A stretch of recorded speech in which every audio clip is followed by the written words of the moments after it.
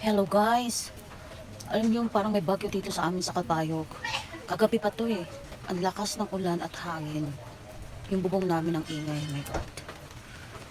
Alam mo, papasok ako ngayon sa office eh. Holiday ngayon.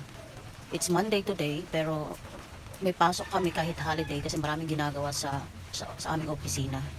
So ngayon, medyo naman problema ako kasi hindi ko naman pinoproblema yung ulan kasi may payong ako at may hood naman ako.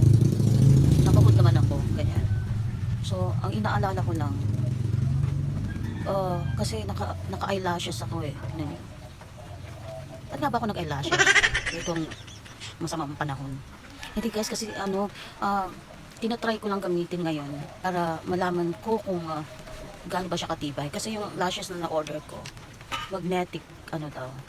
Ayan, magnetic nakalagay. So, yung eyeliner niya, yung pandikit niya, at the same time, eyeliner siya.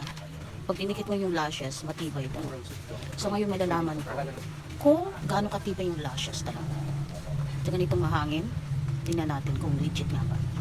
So, mga 8 o'clock, alis na ako. Naku, kung saan mo po yung may bagyo, ingat po kayo. No? Ingat po tayong lahat. God bless everyone.